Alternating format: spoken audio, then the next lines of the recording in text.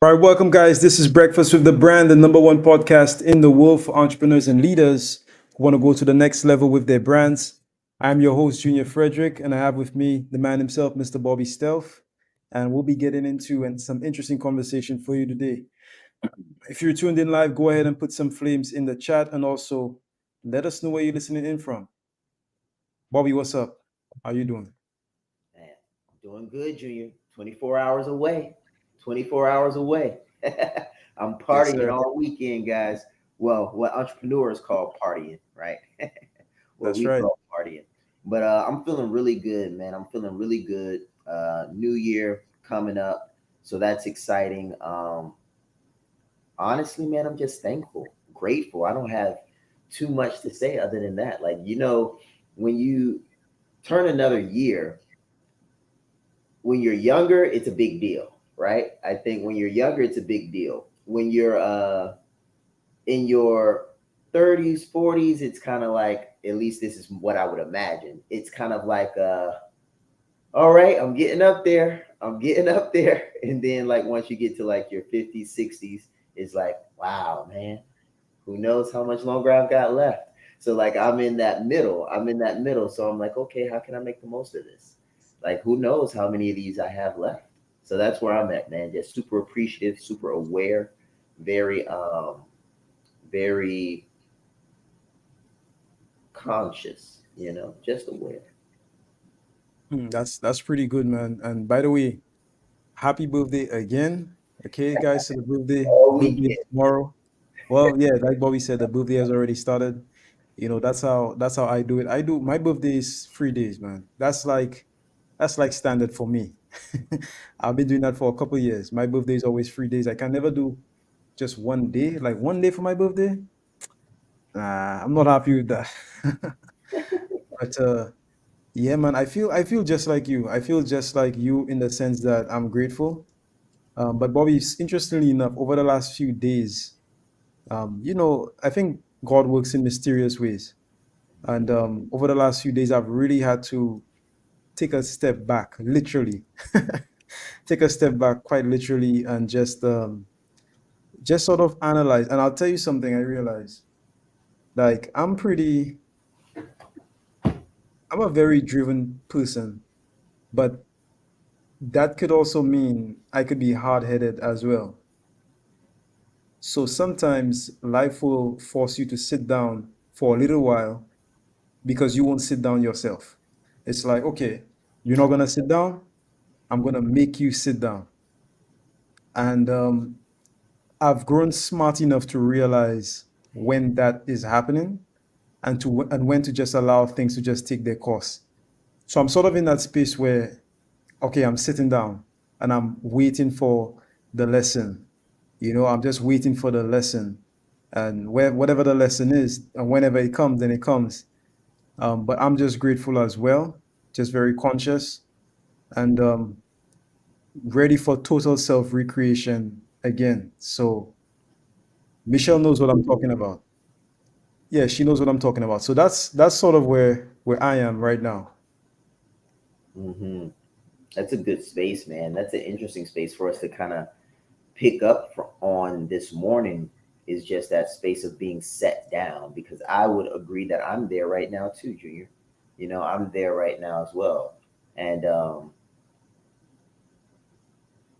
I think it was Ray Dalio who said, don't be afraid of pain. It's just life trying to teach you something. I Mm. think that's what he said. He's like, don't be afraid of pain, or don't run from it. It's just life trying to teach you something. And sometimes I think, as entrepreneurs, as driven individuals, people that are getting after it every single day, I think we are much like you, Junior. We're I wouldn't even call it hard headed. I would say we have tunnel vision, because we're focused. And when you're focused, if you guys play sports, put a one in the chat. Like if you ever run track, or you've ever played basketball, football, something like that. Like when you're on the field, or when you're on the court, when you're on the track, like nothing else matters. It's like you can't hear anything. Like if you're in the zone, like you don't hear anything, you don't see anything. all you're doing is the motions that you've rehearsed, practiced, and focused on, right? And when you hit those strides, right, and you're crushing it, nothing else matters. So I think that's how we live as entrepreneurs. So sometimes, sometimes we need to just get boom tackled by life to get knocked out of the zone, because it's like when you're in that zone, you can't hear as clearly as you could if you were on the sidelines. You can't see as much as you would because you don't want your peripherals working. Like you want your peripherals off. You want to be so streamlined and so focused. So I think that's a really good way to open this up because kind of one of the topics that I had on my mind today was one, not being afraid to fail on your way to success, but also trusting yourself, because a lot of times when we when we get knocked down by life or we get set down by life, we can sometimes lose confidence in our own abilities because they're like, man, I was doing all of this stuff and then this happened. And now we're thinking, like, am I as good as I think I was? Like, did I do something wrong? Was I X, Y, and Z? And what I've learned is don't be afraid to fail on your way to success because you could be doing everything right. You could have leveraged your abilities to their fullest capacity at that time. Abilities improve and they grow. But what do you think about that, Junior, as far as leveraging confidence in yourself, trusting your own abilities and being able to keep getting back up despite the amount of times life sits you down?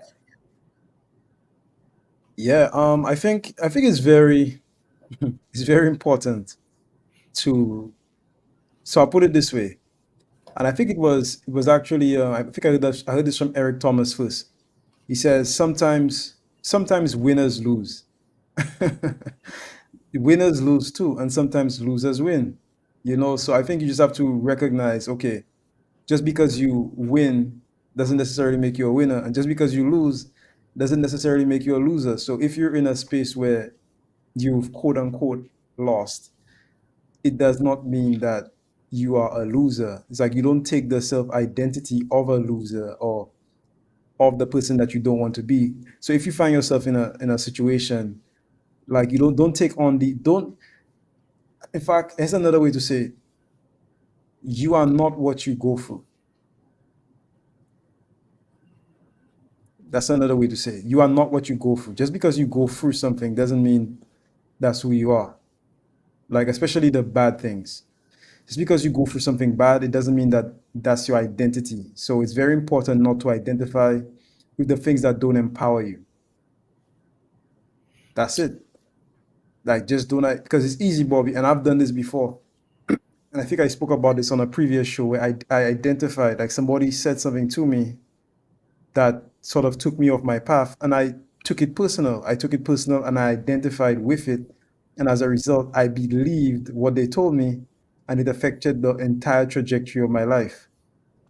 Crazy. It's important, like, to recognize or just to have the mental mindset, like the mental mind frame of literally not believing anything that does not empower you. Literally. If it doesn't, I don't care if it's true or not. If it doesn't empower me, I don't believe it. I just don't believe it. If it's not going to help me in any way, whatever, just don't believe it. So what's the Mhm. point? What's the point? Like, for Junior. me, I optimize, I'll pass it over to you right away. So I optimize to get as strong as possible, physically, mentally, emotionally, spiritually, etc. So if something is not pushing me towards that, then I don't take it on as my own because it doesn't make sense to me. Yeah. The only thing I wanted to say to what you had said was like, man, that's why having the right people around you is so important because I remember taking that mindset and being called a narcissist. Really, people call you all kinds of things out here. They called me selfish, narcissistic, self centered, and all I was doing was not believing things that would not empower me. Mm. And what they took that as was because I would not accept their limiting beliefs, or because I would not adopt the identity that they tried to put on me, that I was narcissistic, self-centered, and like selfish. And it's like, to a degree, if not assuming the identity that you have assigned to me makes me all of those things, then I'll take it. Put me right there next to narcissistic. You can find Bobby Jackson's face, like right there, because it's like, what are my alternatives? Like, what are my options? You're telling me that either I can listen to what the world calls me, or I can believe what I believe I can be. I think, man, I think it was Gouda. I don't remember if it was Gouda or not, but I think it was either Gouda or Ralph Waldo Emerson. But one of them, I believe, said this. Call a man what he is, and he only becomes worse. Call a man what he can be, and he becomes what he should be. I think that's pretty profound. Call a person what they are, and they only get worse. Call them what they can be, and they become what they should be. And I think that's the type of people I like to be around. Like, I know those are the type of people I like to be around. I would say that those are the type of people most people should try to be around, because those are the type of people that will inspire you. Another thing that we were talking about earlier about us not being our mistakes, I was reading something yesterday, and it said this. If you're taking notes, you might want to write this one down. It's super simple, real nice. It said, you make mistakes. Your mistakes don't make you. Exactly. Super simple, right? Super simple. And man, I was thinking, if I was a tattoo getting man, I might, but I haven't gotten a tattoo in many, many, many, many, many years. But if I were, one thing that's resonating with me heavily right now is pain is temporary, honor is forever. I could see that somewhere, just imprinted forever. Like, pain is temporary, but honor is forever. And the reason I share that with you guys in alignment with what we're talking about today is there's going to be a lot of obstacles in your path, a lot of jagged edges where you thought they would be smooth, and a lot of turns and curves where you thought the road would be straight. And one of the things that oftentimes happens when we are met with, when our expectations go unmet, like when we expected a sandwich and they brought you soup. The soup could be delicious, but if you had the expectations of a sandwich, it's not what you want. Somebody might flip it over and call it disgusting, but it came from a 5-star restaurant. Like, we're very interesting like that as people. Like, if we don't get what we expected to have, then we disregard the gift altogether. So one thing that I would say is, as you're going through life and as you're experiencing life and taking the bumps and the bruises, don't let your expectations of what life should be overshadow the experiences of what life really is.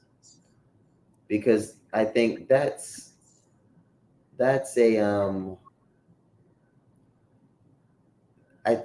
robbery. I think we rob ourselves when we let our expectations take us down paths, and then we miss out on experiences. So I'll turn it to you, Junior. I'm sure we're about to go to a break, but I've got some more on that when we come back. But definitely, how to win, man. How to win, how to fail and then succeed, because it's a cycle. I said Shaan Ride East. I'm proud. I said Shaan Ride East. Leadership is not the brand they made for us. Listen, he brought fire, heat. He didn't hold back. 20 years down the line, what I could sell, why not serve first? Service over salary. Branding like a leader closes the gap for people who want branding. Speaking like a leader closes the gap for people who are nervous about speaking. If Steve Jobs would have speculated, we wouldn't have Apple. He changed lives. He helped people open up their business and start their business. We are the brand. Some people say, Shaan, should I quit my job? Mentally, yes. As a speaker too, to be able to learn from him and watch him and game respects game. And I want to have that much game someday. The right client, pay $500,000 for what you do. You have to be bold in your beliefs. He has been an amazing asset to this event and a pleasure to work with. Very captivating, collaborative, worked very well with the audience. I want to help you. Put a 0 behind your number, right? The session was great. How he is online, virtually, he is even more phenomenal in person. Be the face of change that you want to see. Stop asking questions and start giving demands. The entire team has just been absolutely incredible. They are a joy to work with. They go above and beyond. Give yourself a round of applause. Yes, yes, yes. The difference between sales and closing, I get this all of the time, guys. Closing is elegant. Closing is luxurious. Closing is the most profitable. Sales, high pressure tactics. No one associates car sales, right, the sleazy sales tactics with closing, because closing is elegant. Closing is excellent. You have to be a professional in order to close deals. Listen, when you do this the right way, when you learn what we're going to teach you in here, your clients will be trying to close you. And they won't let you close them for low numbers. So you'll be able to heighten, increase your profitability, increase your visibility, increase your reach, and increase your impact in the marketplace. And be confident and comfortable charging higher prices than you ever thought possible to the right people who can actually pay for them and then say thank you for closing them.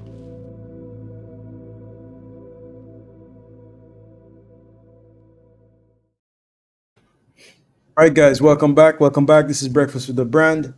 Bobby, we're talking about how to fail before you win, or how to win, or how to fail and win, right? So let's get into it, man. We've spoken a little bit about, some of the mindset. I wrote down pain is temporary, honor is forever. I wrote that down. I also wrote down your mistakes don't make you. So I wrote these two really stood out to me in the first segment of the show. So let's get into it. Yeah, man. Thank you, Michelle. That's a Goethe down there. So she found that for us. Johann Wolfgang von Goethe. So gotta love the team back there helping us out. One thing that I think about quite a bit is when you're going through something painful, it always feels like the end of the world. But when you're done going through it, it's like, yo, it wasn't that bad. It really wasn't that bad. And I think that sometimes as entrepreneurs, especially when we're failing at something, or like we feel like we don't have enough money, we feel like we don't have enough skills, or we feel like our family's not in the optimal state, like we have all these things that we feel like we're not doing well. When it's going bad, so to speak, we feel like it's really, really bad. And the moment that it's over and you find yourself on the other side, it's like, it's great. Like it wasn't that bad. And the reason I think about this is because of what Lance Armstrong said. Lance said, pain is temporary. So he says it a different way. He says, pain is temporary, but quitting is forever. He's like, I can live with a bad day. I can live with a week of pain, an hour of pain, minutes of pain, months of pain. But what I can't live with is quitting one time and it being with me forever. And, Junior, I'd love to hear your perspective on how you deal, one, with failures, because they come and they go. But two, how do you deal with pain? Because pain is one of the best teachers that we have. And a lot of times I feel like we run from pain. We hide from it. We shy away from it and do everything not to experience it. this is a very interesting question. So I see this has a lot to do with the way I see the world Hmm. and or my worldview. And okay, so I'm a man, so I see things from the perspective of a man, and I'm sure women have their own perspective as well. But for me in particular, I see pain as telling me that I'm not good enough. I'm not who I think I am. And that's an indicator to me that I need to improve in some way, shape, or form. I approach pain with honor. I approach pain with honor. So let's say something happens and I quote unquote fail. I don't succeed or whatever. I take that to mean that I'm just not as good as I thought I was. And so I need to improve. I don't really have an emotional response to it, so to speak.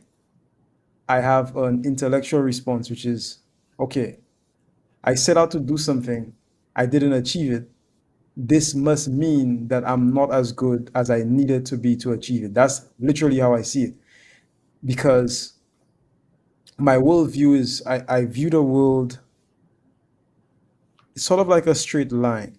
No, life doesn't have straight lines, but just as an analogy, I see it as the truth. I see everything optimizing for truth.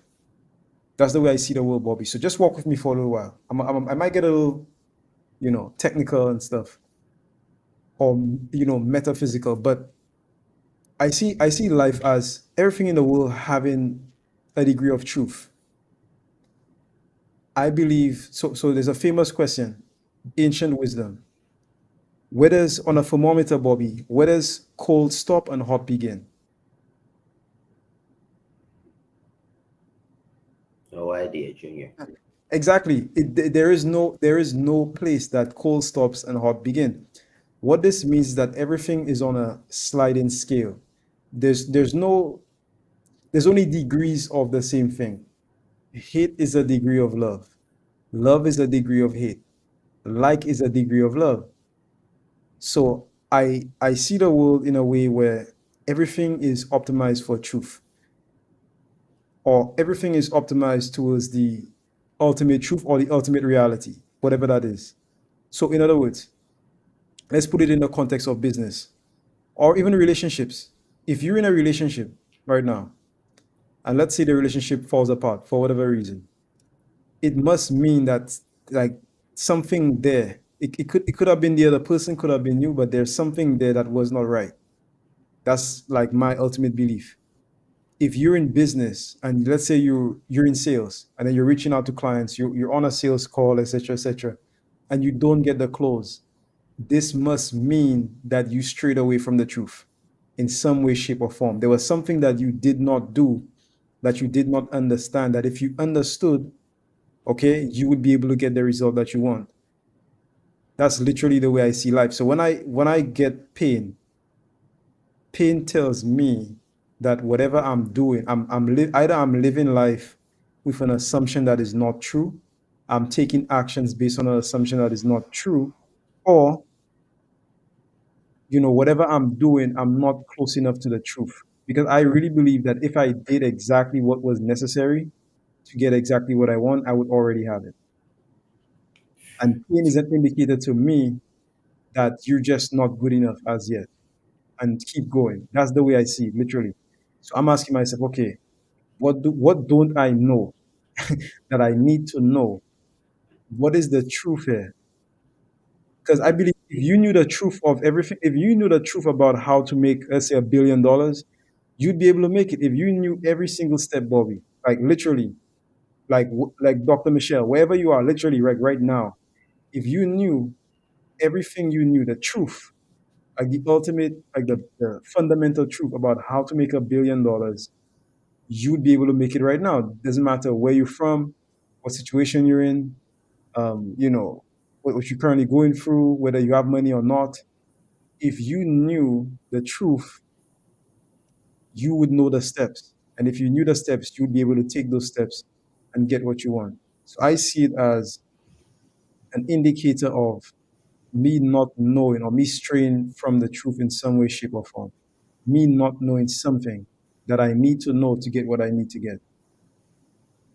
You know, this is actually very interesting. This is very interesting to me because I know it's a lot of people watching us right now that aren't necessarily where they want to be. Like they're probably working jobs that they don't want to work on. Nothing wrong with it. They've earned their spot. They're making good money, but they just don't want to be there anymore.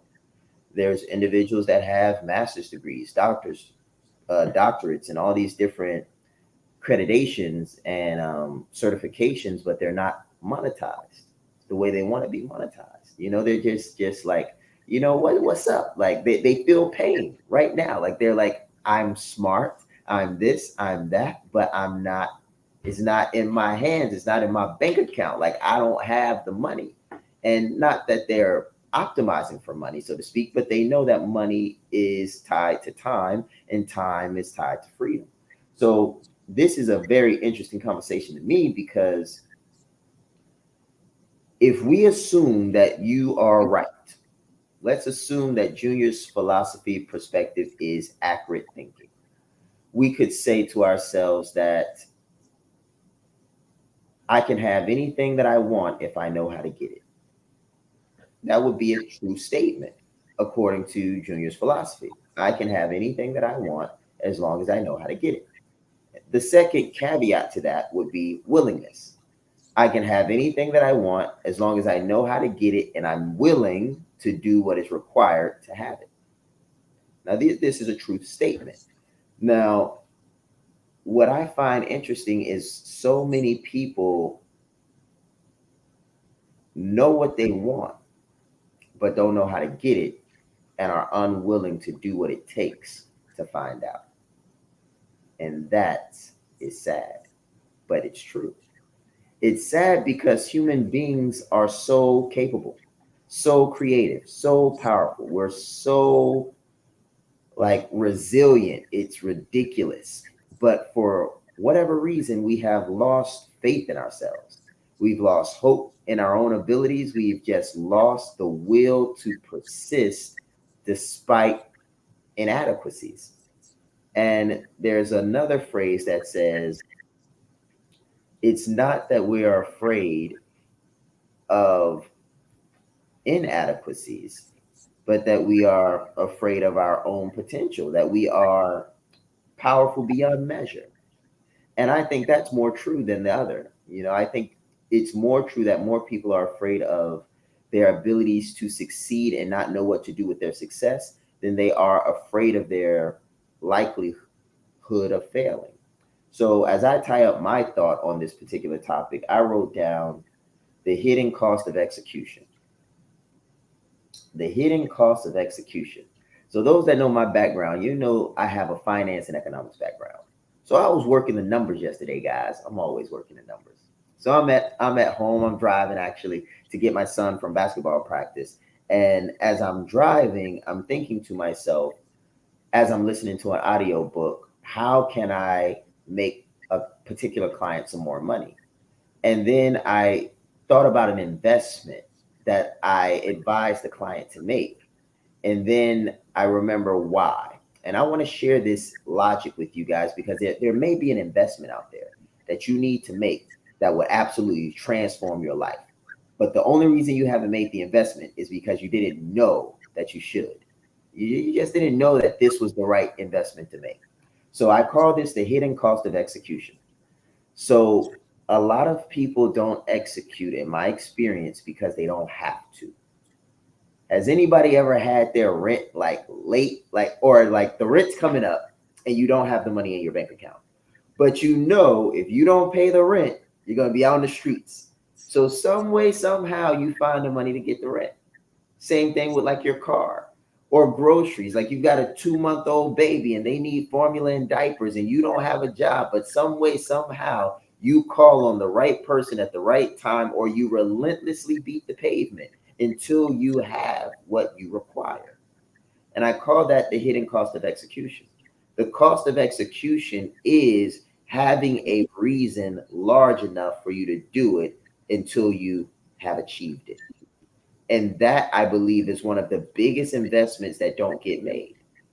Many entrepreneurs are trying to get a return on investment. So they're making small investments looking for nominal returns, but they're getting no return and they're making continuous investments. And the reason they're getting no return on the continuous investment is because they're not taking massive action in conjunction with the investment. And the reason they're not taking massive action in conjunction with the investment is because the cost of the investment is not high enough to drive the necessary action needed for the return on investment desired. Ultimately, said in another way, very simply, if you invest a little bit, you're going to not only get a little bit, but you're going to take a little bit of action. If you invest a lot and you invest more than you have to repay, then the only way you can repay what you've invested is through action. And action is the only thing that drives results. So I just wanted to share that perspective with you guys as we talk about the way we see the world and why we see the world the way we see it and what actually constitutes success on top of failure. Because I failed to make many investments, but I succeeded to make those investments in the long haul because I grew into the person that could make those investments because I learned from the pain of not being able to make those investments. Yes, sir. Um, I think this is a this particular conversation for me, like this is sending me back to read different books, different pockets of wisdom. I used to have this book, Bobby. It was about a little smaller than this one. If you could see that. It was like maybe like half of this. And I eventually I gave it to my sister, but it used to have it was like a book of not motivational things, but a book of wisdom, almost like the book of Psalms. It was Yes. literally just like a book of wisdom. Like the only thing it had in it was like quotes of wisdom. That's literally it had like over 100 pages, and the whole thing was just quotes of wisdom, and there were so many gems in there. And I'm just thinking back to some of the stuff that I've read, and what came to mind was a saying that I had a couple of years ago actually was what cannot be done on a small scale should not be done on a large scale. And this is so powerful because and we can go so deep, but I'm not gonna get too deep into it today, at least not here. But this goes into books like The Science of Getting Rich, you know, other things like that. And I think if we examine the business ideas that we have, if we examine those ideas, if we examine the initiatives, if we examine certain things that we're about to do on a small scale, we have to bear in mind any like impurity, any cracks that you have on a small scale only widens on a large scale. Does that make sense? Yeah. Because everything is just magnified. When you look at scale, scale is literally just magnifying something. Like in a camera, when you zoom, you're adjusting the scale. So if you have a small error in your plan, in your business plan, or in your coaching program, or in anything, if you have a small crack, when you bring more people on it, the crack widens. When you scale it, the crack widens. And sometimes the crack can get so big that it crushes the system. I've heard of businesses imploding on itself, like businesses getting too big and then failing. But here's the caveat, Bobby. The opposite is also true. If you could create something that is without blemish, that is completely perfect on the smallest scale, it means that there's a very good likelihood that when you do blow it up, it could survive and it could make you the revenue that you want on a larger scale. Does that make sense? So in Mm-hmm. other words, if you have a big idea, if you can make that big idea on a small scale, test it out. It's called a minimum viable product. Test it out, and then scale it. Like there's so much wisdom when it comes to business, when it comes to failure. Failure is not the opposite of success. Failure is part of success. There's a saying, if you work hard enough towards a goal, you will be lucky enough to fail. If you've never failed, it means you're just not, like, you're not optimizing, you're not doing what you need to do. Literally, you're just literally not moving. That's like saying, um, you know, like everything passes, everything has a cycle. So plants are plants come up from the ground, they wilt away, animals come and die, human beings, even us, we come and go. So if you're literally not moving, you're not growing, like you're going in the opposite direction, like nothing is still. But failure ensures that you keep moving up as long as you're learning from that failure. Yeah. Guys, listen, if you've enjoyed this conversation so far, put something in the comments. We're gonna go to a quick break. And when we come back, we'll be talking more on this topic. Stay tuned. I tell people all the time, I say coaching is a future-focused, goal and action-oriented process. Emphasis on action and emphasis on process. We're going to show you how to not just coach like a leader, but to create your organization with a coaching culture. And then create your community of high-level clients who need and respect your ability to coach them on a high level. So again, this is not consultation. Consultation is being the expert. You do not have to be the expert in a vertical to be a coach in that vertical. What you do have to do is ask open-ended questions. What you do have to do is have active listening. Listen, when you get done with this course, you're going to be a master coach, a master executive coach. You can use this in whatever vertical you want to. If you want to do life coaching, this will help you. If you want to coach clients, coach teachers, coach students, this will help you. If you want to be an evidence-based executive coach and only work with professionals, that's what this program is going to allow you to do. But it's also going to help you to add a zero to the back of your number because you will know what you're doing. This is not hype. This is not motivation. This is evidence-based. This is factual-based, data-based, driven by science, and exalted by performance. So when you're young, mommy tells you to play nice. Play nice, Timmy. Let all of the other kids play too. But in business, it's not about playing nice. In business, it's about winning. It's about adding multiple zeros to your revenue. Now, of course, your staff wins. And when you win, other people win. However, when it comes to competition, you absolutely must dominate. You can't play for participation, and you can't play just to get along or just to get by because business is serious.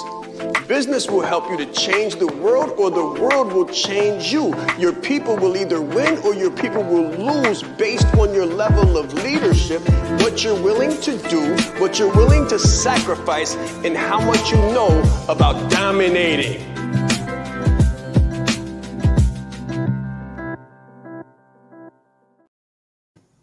Hey guys, so we're back, and today's conversation is pretty interesting.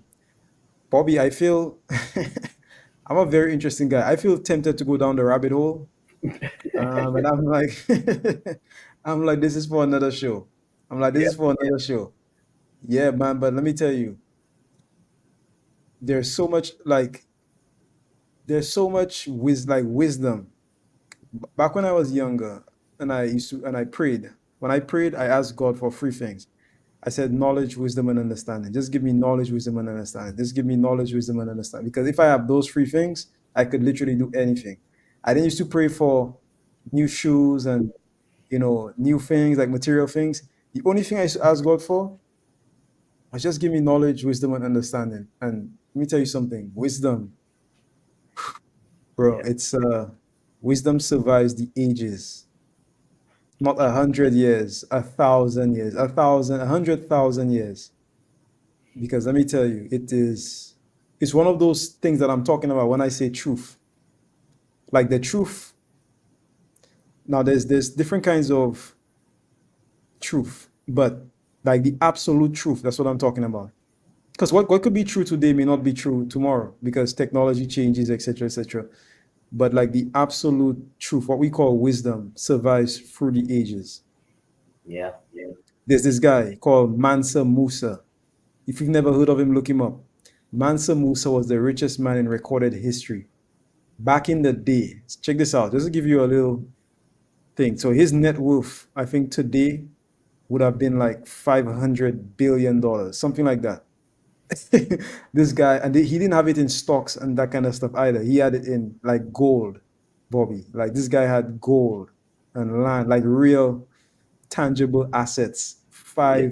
500 billion. Like a stock can go down tomorrow. And if you're looking at the market, you see what's happening with GameStop and stuff like that. If you're looking at that, that can go down tomorrow. That can go up tomorrow. You know, a guy could have 200 billion today. He could slide all. We've seen guys lose 40 billion in an hour.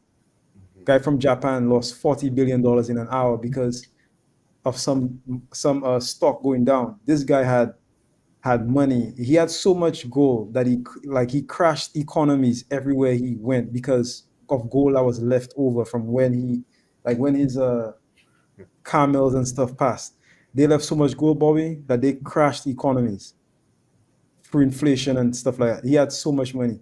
But I'm saying like the whole point of me saying that is like, okay, there must have been some kind of wisdom there. Mm-hmm. You see what I'm saying? Like there must have been something that was true there that's still true to this day. And that's what I mean when I say the absolute truth. You know, that makes me think about discipline. Oddly enough, discipline. Um, Truths, I think many of us know them. You know, many of us know the truth. The interesting thing is we don't exercise what we know over time. Like we don't do what we know we should do. Like it's true that if you eat a lot of fatty foods and a lot of sugary foods, that you're going to get probably be unhealthy and be overweight, right? Now, we also know it's true that if I am living in a caloric deficit, simply meaning that I'm working out or I'm exercising more calories than I'm eating, or rather I'm burning more calories than I'm eating, then we know we'll lose weight. Now, this is very simple, very, very simple truth. It's going to stand the test of time. One could call it wisdom. At the end of the day, that's how the body works. And people still are overweight. You Still, know why, Bobby? You know why? Because we know what to do, but we don't do what we know. That's that's why. right. That's We right. know what to do, but we don't do what we know. And that's what I thought was pretty interesting about what you were saying so far, and just like where discipline comes in, because I think a lot of people start and stop. You know, I've started and stopped some things. I know a lot of things that I should do that I'm working to do, but it's like, again, goes back to the hidden cost of execution. Like, if there's not a cost large enough for you to take massive action over time, most people don't. And that's what's so beautiful about big investments. The beautiful thing about big investments is they take a long time to pay off usually. Like the bigger the investment, many times the longer the return on investment.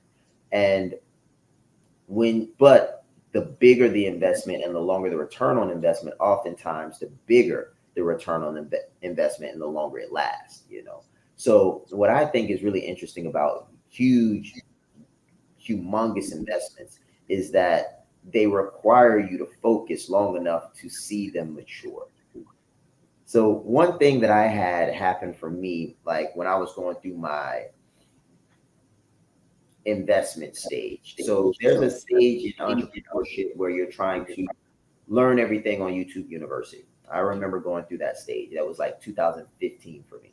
So 2014, 2015, even 2013, YouTube University. Like I'm trying to learn everything I can on there. And I was in the music industry back then. I wasn't spending a dime on information, not one red cent. And then I got to a point where I was like, okay, I've been doing this for a while. I've made some money for a while. I made no money. And then I kind of was like, okay, I need to spend some money, or maybe let me spend a dollar. Let me spend a dollar. So then I literally spent a dollar, 99 cents, guys, like really 99 cents on like a paperback audiobook. Like it was paperback audiobook, obviously oxymoron, but it was like a cheap version of an audiobook. And I got that one. And when I got it, I was listening to it and I was like, let me try this. I tried it out. Once I tried it out, it worked. So then I said, all right, let me spend $20. Long story short, fast forward, I get to this point where I spent $100 or I spent like $500. And then when I spent $500, I got an experience and not a return on investment. Please pay attention to what I said. I got Hold on, you said you got an experience an and not experience and okay. not a return on investment. So every other time my thought was, what am I going to get? What am I going to get? What am I going to get? So I'm going to invest some time and I'm going to get some information. YouTube University. I'm going to invest a book or a dollar and I'm going to get a book. The return was the book, like it was something tangible. But when I invested $500, I didn't have anything to hold. I had an experience. And the experience did something that the returns on investments could not do. The experience created the catalyst for transformation. And what I learned at that stage, like at that point in my life, was that the bigger the investment, the more vibrant the experience in many cases, because it could be a bad experience or a good one, but it will be an experience. The bigger the investment, because it costs you something. And what I learned was the bigger the experience, the more vibrant the experience, the bigger the catalyst. And the bigger the catalyst, the more rapid and sustainable is the transformation. And what I learned was that big investments create massive change, and massive change requires time to sustain, but sustained change equals transformation. And ever since I had that realization, it was 5-figure investments or better. Like I was looking to invest all the money I had to make the next necessary investment because it's transformation and not accumulation. Mm. Man, that was really good. I feel like we can just end the show on that. I feel like we can just end the show on that. But put it in the chat. Like, what has been your main takeaway from today? Listen, we can go a lot deeper into this topic. Maybe we will next week. But there's many levels. There's many levels to this. Many levels to this. Levels that I dare not even go into, on this platform. Whew. Yeah, Bobby. But if I had to sort of, I guess, sum it up, what I do, like, sort of my main takeaway from today. One of my mentors said to me a couple of years ago, maybe like 4 or 5 years ago, he said, if you want to be a master of anything, you have to be a master of the basics. If you want to be a master of anything, you have to be a master of the basics. So what are the basics? And in business, the basics are branding. Like what is your brand identity? Like that's the basic. What do you actually sell? How do you sell? Like, do you know how to sell? Do you know how to market? Do you know your ideal client? Like these are like literally the basics that people just don't know and they don't care to find out most of the time, right? So if you cannot master the basics like content creation, these kinds of things, then how are you going to succeed when it comes to business? You have to be a master of anything you do. But just like my mentor said, you cannot be a master if you're not like a master of the basics. It's not possible. So I'll just leave that there. Yeah, that was really good, Junior. I had something that I wanted to say, but I forgot it. I was listening to you and I was taking notes. I was like, I forgot it.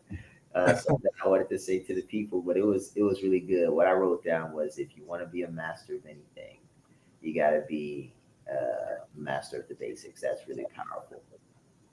Man, guys, I really wish I remember what it was for you guys. It was something good. It was something good. I'm If it sure it comes, was. I'll let you guys know. Yeah. All right, guys. So we're gonna end the show here for today. This has been Breakfast with the Brand. Have a phenomenal Saturday. We will be seeing you next week. If you need anything, go to www.seanrais.com. Check out the Sean Rais shop for any brand related and marketing related stuff. Also, if you're looking to get into branded like a leader, then send Bobby or myself a text. We have a special going on right now. Not sure how long it's going to be on for. So if you want to get into branded like a leader, this is literally like a giveaway. Right now, it's literally a giveaway. So send us a message, let us know. Have a phenomenal day, and let's grow.